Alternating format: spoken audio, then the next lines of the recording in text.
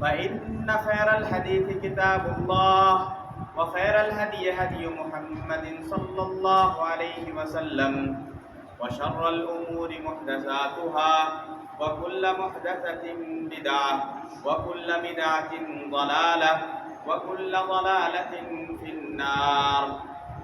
أعوذ بالله من الشيطان الرجيم. بسم الله الرحمن الرحيم. يا أيها الذين آمنوا اتقوا الله حق تقاته ولا تموتن إلا وأنتم مسلمون. يا أيها الناس اتقوا ربكم الذي خلقكم من نفس واحدة وخلق منها زوجها وبث منهما رجالا كثيرا ونساء واتقوا الله الذي تساءلون به والأرحام إن الله كان عليكم رقيبا.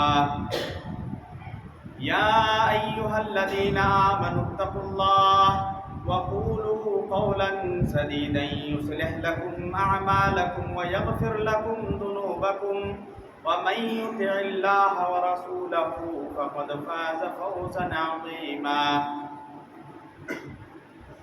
وقال قل اللهم مالك الملك تؤتي الملك من تشاء وتنزع الملك ممن تشاء وتعز من تشاء وتذل من تشاء بيدك الخير انك على كل شيء قدیر.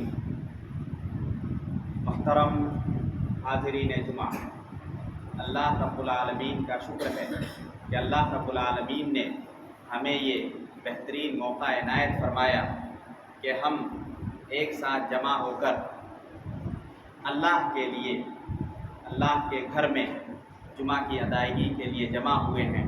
تمام تعریفیں اللہ رب العالمین کے لیے لائق و زیبا ہیں، اور درود و سلام ہو نبی کریم صلی اللہ علیہ وسلم پر، جن کی کوششوں کاوشوں سے یہ دین ہم تک پہنچا. محترم حاضرین، سورہ آل عمران کی آیت نمبر 26 آپ لوگوں کے سامنے میں نے تلاوت کی. اس آیت میں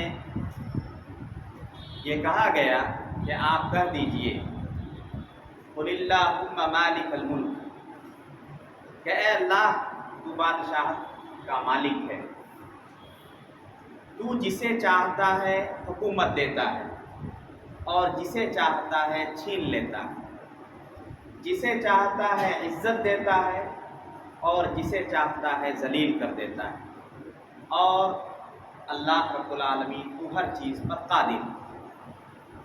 اس آیت کی روشنی میں ان دنوں کی مناسبت سے موضوع یہ معلوم ہوا کہ ہم اپنے طلباء کو جہاں ہر طرح سے سنوارتے ہیں، چھوٹی سے چھوٹی چیز ہو یا بڑا سے بڑا معاملہ ہو، ہم اپنے طلباء کو یہ سکھاتے ہیں کہ اس میں ہمارا شرعی نقطۂ نظر کیا ہونا چاہیے. محترم طلباء، اس آیت کی روشنی میں ہم آنے والے کل جو الیکشن ہونے والا ہے، جو ووٹنگ ہونے والی، آخر دین اسلام اس کے تعلق سے کیا کہتا ہے، ہماری شریعت اس معاملے میں ہماری کس طرف رہنمائی کرتی ہے. محترم طلباء، اس آیت میں یہ بات تو واضح ہے کہ اللہ رب العالمین کی یہ زمین اللہ کی ملکیت ہے، دنیا کی ساری چیزیں اللہ کی ہیں، اور اسی لیے اللہ نے ایک آیت میں فرمایا کہ ان الارض للہ یورثها من یشاء من عبادہ والعاقبۃ للمتقین. کہا کہ اللہ رب العالمین جسے چاہتا ہے زمین کی بادشاہت دیتا ہے، زمین کی وراثت اللہ جسے چاہتا ہے دیتا ہے، لیکن آخر میں بتایا والعاقبۃ للمتقین، کہ انجام کے اعتبار سے خیر متقیوں کے لیے ہے. اسی طرح ایک حدیث جس کو امام بخاری نے اپنی کتاب الادب المفرد میں ذکر کی ہے، یہ روایت ہے عن عبد الرحمن بن ابی بکر عن ابیہ قال قال رسول اللہ صلی اللہ علیہ وسلم الا انبئکم باکبر الکبائر، اللہ کے رسول نے فرمایا کہ کیا میں سب سے بڑے 3 گناہوں کا تذکرہ نہ کروں؟ الا انبئکم باکبر الکبائر ثلاثا، اس میں فرمایا الاشراک باللہ، اللہ کے ساتھ کسی کو شریک کرنا، وعقوق الوالدین، والدین کی نافرمانی کرنا، وجلس وکان متکئا علی وقول الزور، اللہ کے رسول ٹیک لگا کر بیٹھے ہوئے تھے۔ جب تیسری بات پر اللہ کے رسول پہنچے تو وہ سیدھے ہو کر بیٹھ گئے اور کہا علی وقول الزور ویکررها، اور اس کو دہراتے رہے، یہاں تک کہ راوی کہتے ہیں لیتہ سکت، کاش کہ اللہ کے رسول خاموش ہو جاتے۔ اس حدیث میں جو تیسری چیز کا تذکرہ کیا الا وقول الزور، کہ تم متنبہ رہو جھوٹی گواہی سے۔ اگر ہم پیچھے حدیثوں میں قرآن کی آیتوں میں دیکھیں تو کوئی ایسی چیز نہیں ملتی ہے کہ ووٹنگ، جس کو ہم ووٹ کہتے ہیں، الیکشن کہتے ہیں، ایسی کوئی چیز نہیں ملتی، لیکن اس کی دلیل ہمیں ملتی ہے۔ اللہ تعالیٰ نے فرمایا اذا جاءك المؤمنات يبايعنك الا يشركن بالله ولا يسرقن ولا يزنين، اللہ کے رسول کے پاس لوگ آیا کرتے تھے، بیعتیں ہوا کرتی تھی، اور بیعت کس چیز پہ؟ کہ ہم چوری نہیں کریں گے، زنا نہیں کریں گے، گناہ کے کام نہیں کریں گے، جنگ کریں گے، یہ ساری چیزوں پر بیعتیں ہوا کرتی تھی۔ اس کی نشانی ہمیں بیعت میں ملتی ہے، ووٹنگ کی نشانی۔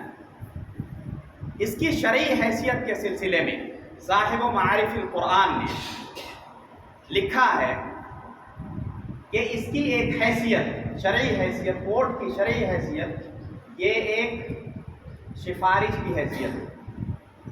گویا کہ آپ اپنے ووٹ کے ذریعے، اپنے چناؤ کے ذریعے آپ یہ سفارش کرتے ہیں کہ یہ ہماری نگاہ میں سب سے اچھا بندہ ہے جو قوم کی فلاح و بہبودی کے لیے کام کرے گا۔ لیکن شریعت اس کے ذریعے کیا کہنا چاہتی ہے؟ قرآن نے کہا وَمَن يَشْفَعْ شَفَاعَةً حَسَنَةً، کہ جس نے کوئی اچھی سفارش کی فَلَهُ نَصِيبٌ مِّنْهَا، اس کے لیے اس میں سے حصہ ہے، اگر کوئی اچھی سفارش کسی کے لیے کرتا ہے۔ وَمَن يَشْفَعْ شَفَاعَةً سَيِّئَةً، اور اگر کوئی بری سفارش کرتا ہے تو اس کا بھی کچھ حصہ اسے ملے گا۔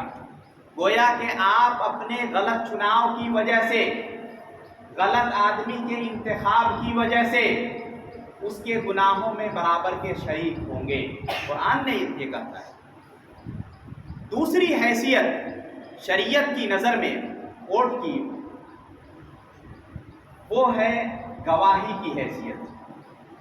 ایک گواہ ہونا شریعت کی نگاہ میں بہت بڑا امر ہے۔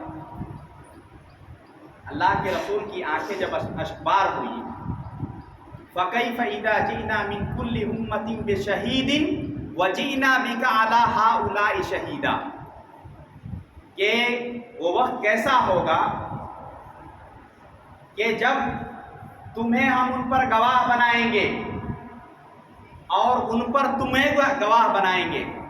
فَكَيْفَ إِذَا جِئْنَا مِنْ كُلِّ أُمَّةٍ بِشَهِيدٍ، ہر امت سے ایک گواہ آئے گا، وَجِئْنَا بِكَ عَلَى هَؤُلَاءِ شَهِيدًا، ان پر ایک گواہ تمہیں مقرر کریں گے۔ اس آیت پر اللہ کے رسول کی آنکھیں اشکبار ہو گئی، اللہ کے رسول رونے لگے۔ یعنی شہادت اتنی بڑی چیز ہے، گواہی اتنی بڑی چیز ہے کہ اللہ کے رسول نے ایک جگہ نہیں، کئی ایک جگہ قرآن میں اس کی تاکید کرتے ہوئے فرمایا کہ کونوا قوامین للہ شہداء بالقسط، کہ تم حق کے پرستار بنو، انصاف بنو۔ اور ایک دوسری جگہ فرمایا وَلَا يَجْرِمَنَّكُمْ شَنَآنُ قَوْمٍ عَلَىٰ أَلَّا تَعْدِلُوا اعْدِلُوا هُوَ أَقْرَبُ لِلتَّقْوَىٰ، اللہ تعالیٰ نے کہا کہ کسی قوم کی دشمنی تمہیں انصاف کرنے سے نہ روکے، اعدلوا، انصاف کرو، वअक़रबु लित्तक़वा, तक़वे के वही ज़्यादा करीब है। मुहतरम तलबा, एक और हैसियत उलमा ने बताई इस वोटिंग की हैसियत। एक तो सिफारिश की हुई, एक शहादत की हुई, और तीसरी हैसियत बताई है वकालत की। गोया कि आप अपने चुनिंदा अफराद को, आपने अपने वोट के ज़रिए जिसको चुना, आप उसके ज़रिए उसको पार्लियामेंट में भेजते हैं और वहाँ भेजकर अपनी नुमाइंदगी कराते हैं। गोया कि आप ये कहना चाहते हैं कि वो जो बोल रहा है मैं भी वही बोल रहा हूँ। आपका वकील आपकी बात को बोलता है। गोया कि आपने अपने वकील को अगर सही नहीं चुना तो फिर आखिर में पछतावे के सिवा और कुछ नहीं। एक चौथी हैसियत वोट की उलमा ने बताई, वो है क़ज़ा, कि ये एक फैसला है, जो फैसला सब मिलकर करते हैं कि हम सब मुत्तफिक हैं, ये जिस डगर पे ले जाएगा हम उस डगर पे जाने के लिए तैयार हैं। मुहतरम तलबा, आज का दिन, कल हमारे यहाँ वोटिंग होने वाली है, इलेक्शन है। ऐसे मौके से हमें मिल्लत के अंदर एक शऊर पैदा करना चाहिए, उन्हें जगाना चाहिए कि अपने लिए कम से कम नहीं तो दूसरे हमारे बच्चों के लिए, अपनी कौम के लिए, अपनी मिल्लत के लिए इकट्ठा हो जाओ। हमारे इख्तिलाफात हज़ार होंगे, हमारी आपसी लड़ाइयाँ बहुत सारी होंगी, लेकिन ऐसे वक्त में मुत्तहिद होना ज़रूरी है। बहुत सारे मुसलमान ऐसे हैं जो अपने इस हक़ को ज़ाय कर देते हैं। मोहम्मद अब्दुर्रहमान बिन नासिर अस्सादी ये कहते हैं कि अगर कोई जमहूरी हुकूमत तुम्हें अपने दीन पर आज़ादी से अमल करने की इजाज़त देती है तो उसमें जो भी हुकूक हैं वो तुम्हें हक़ हासिल करना चाहिए, और जो भी किरदार तुम अदा कर सकते हो अपनी सरजमीन के लिए तो वो करना चाहिए। ऐसा नहीं है कि हमारी शरीयत, दीन अलग है और सियासत अलग, ऐसी कोई चीज़ नहीं है। जब से सियासत शुरू होती है दीन भी वहीं से शुरू होता है। सबसे पहले अगर आप देखें तो अल्लाह रब्बुल आलमीन इस दीन को, इस सरजमीन को चलाने के लिए किसी एक बंदे का इंतखाब करता है। जैसे आदम अलैहिस्सलाम को अल्लाह रब्बुल आलमीन ने चुना, अंबिया का इंतखाब अल्लाह रब्बुल आलमीन किया करता है, उसमें इंसानों का कोई अमल दखल नहीं होता। जब हम सबसे आखिरी नबी मुहम्मदुर रसूलुल्लाह सल्लल्लाहु अलैहि वसल्लम के उम्मती बने, उसके बाद से आप देखें कि पहले नबूवत रही, उसके बाद खिलाफत, फिर उसके बाद मुलूकियत और उसके बाद जमहूरियत आती है।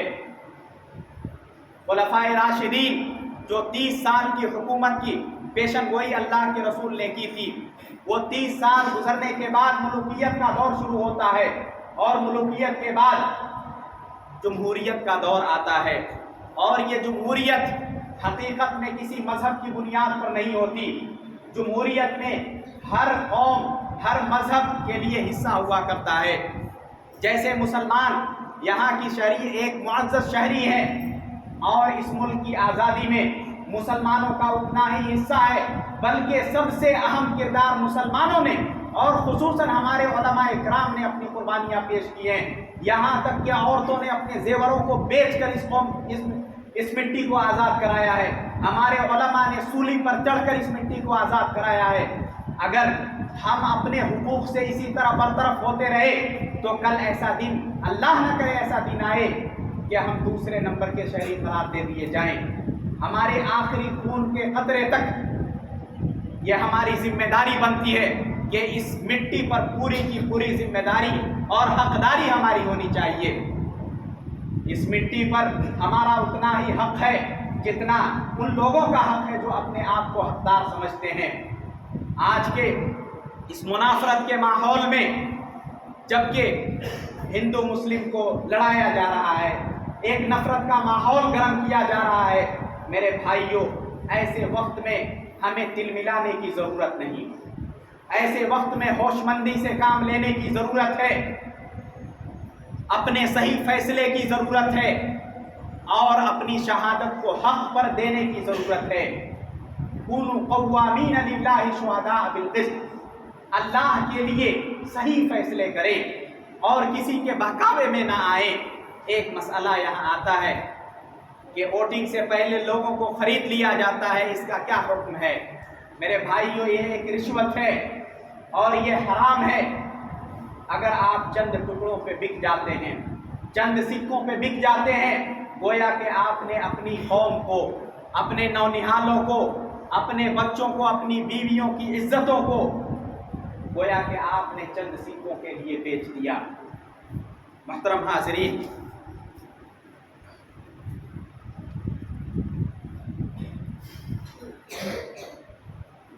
جن قوموں کو ہم آج دیکھ رہے ہیں کہ بہت سارے اچھے اچھے مناصب حاصل کر چکے ہیں، جو ہماری سربراہی کر رہے ہیں، ان کو اگر دیکھا جائے تو ان کے اندر مذاہب میں اختلاف ہے، ان کی تہذیبوں میں اختلاف ہے، ان کی ہر طور طریقے میں اختلاف ہے۔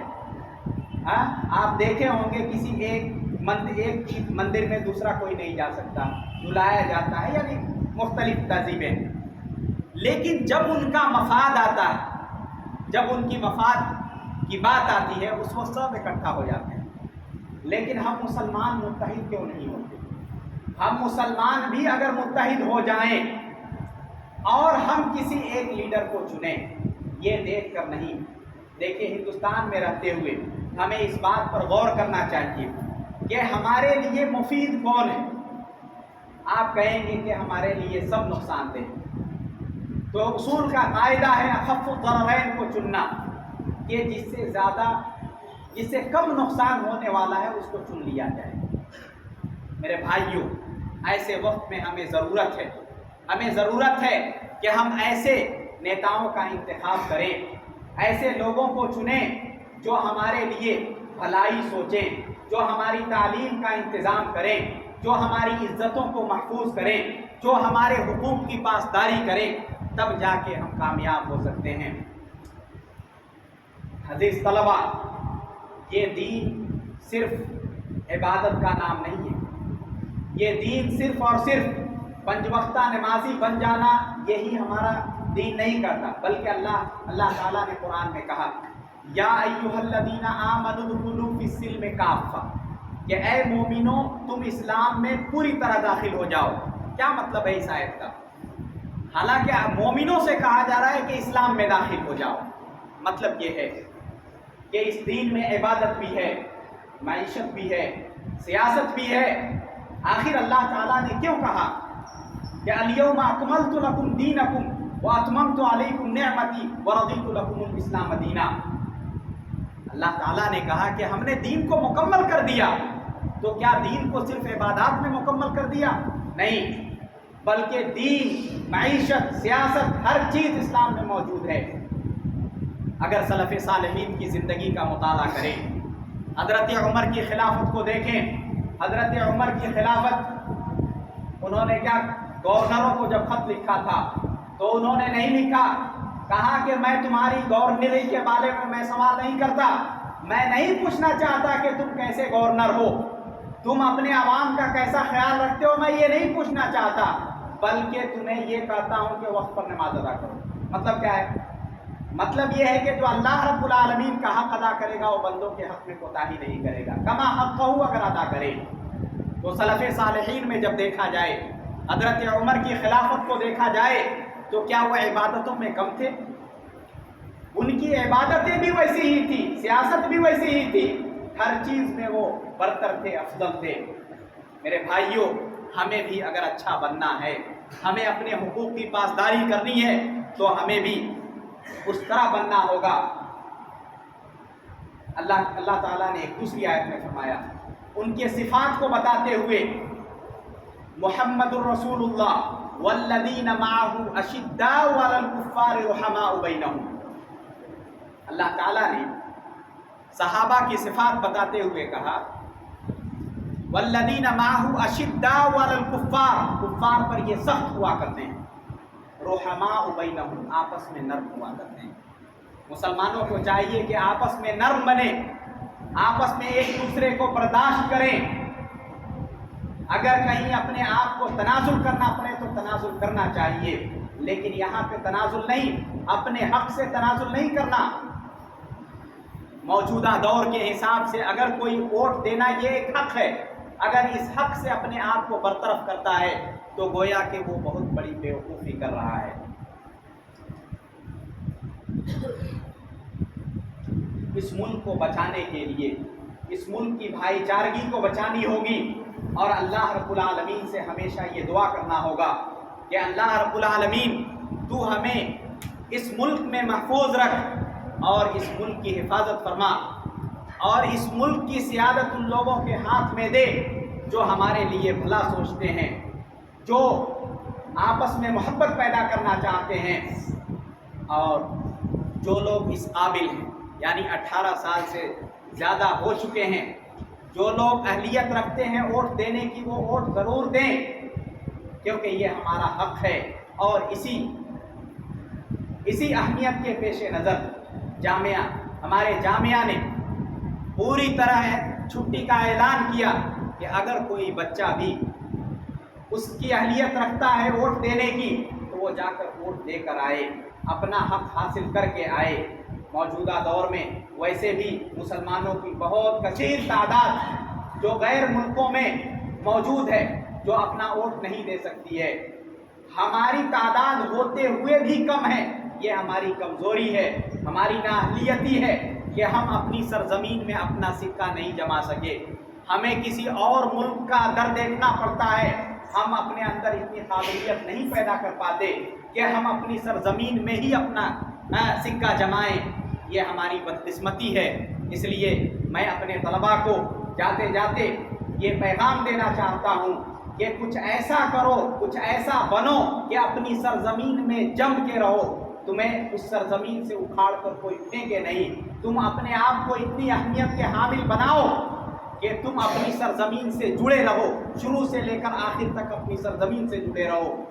हमेशा ये सोचना कि हम दूसरे मुल्कों में चले जाएंगे, नहीं, ये अक्लमंदी नहीं है। अपनी सरजमीन से जुड़ना ये ज़रूरी है। जलाले बादशाही हो या जमहूरियत का तमाशा हो, जुदा होती सियासत से तो रह जाती है चंगेज़ी। ये दीन को सियासत से कभी जुदा नहीं करना। सियासत दीन का हिस्सा है और अगर दीन के हिसाब से सियासत की जाए तो वो मतलूब है। आखिर में मैं अल्लाह रब्बुल आलमीन से ये दुआ करता हूँ कि अल्लाह ताला हमारे लिए अच्छे रहबरों का और अच्छे रहनुमाओं का इंतखाब करे और हमें और हमारी इज़्ज़त को, हमारे माल को इस मुल्क में हिफाजत से रखे और हमारे मदारिस की अल्लाह रब्बुल आलमीन हिफाजत फरमाए, हमारी मसाजिद की हिफाजत फरमाए। आमीन। व आखिर दावाना अल्हम्दुलिल्लाहि रब्बिल आलमीन। बारकल्लाहु लना व लकुम फिल कुरआनिल अज़ीम व नफ़अनी व इय्याकुम बिल आयाति वल ज़िक्रिल हकीम। इन्नहु तआला जवादुल करीम रहीम।